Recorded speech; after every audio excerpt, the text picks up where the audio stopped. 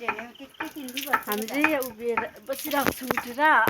यसले चाहिँ अचार पिस्दै चाहिँ मेरो घरमा आएपछि खालि अचार पिस्ने ड्युटी मात्रै हुन्छ पुरा क्या हौ। मैले चाहिँ तर 1 नम्बर पिस्छु अचार 1 नम्बर। आफै सर्किबस्छ तर अचारमा पिएचडी गरेको अरे यसले चाहिँ।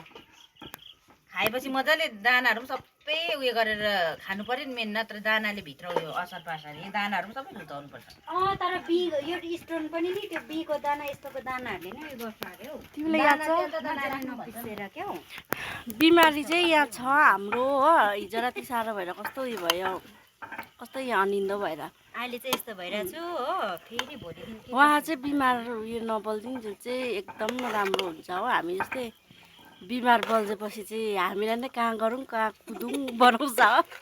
आया भुँडी थिचेर हिर्काएर अब चाहिँ मामहरू खाएर चाहिँ हस्पिटल लाग्दिनँ आँटेको। यहाँ मामहरू तताउँदैछ बेलुकाकै मामहरू कस्तो केटा जस्तो बोलेको लाग्दिन आँटेको अरे। भट्टो न टाइपको नबोलिरहनु है।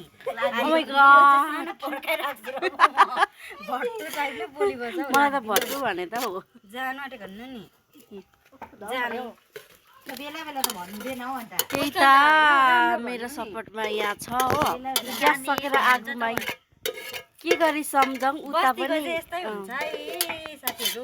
यस्तै यो चुला पनि कसले बनाएको भन्दा ग्यासको दुःख मैले रश्मिताले हिजो बेलुका क्या उयसको लागि नै खोले बनाउँदा बनाउँदै ग्यास पनि सकिहालेछ। अन्त अहिले आगोमा त्यो आगो दाउरा पनि के को गगुन हो कि के को रहेछ कि धुवा भएर।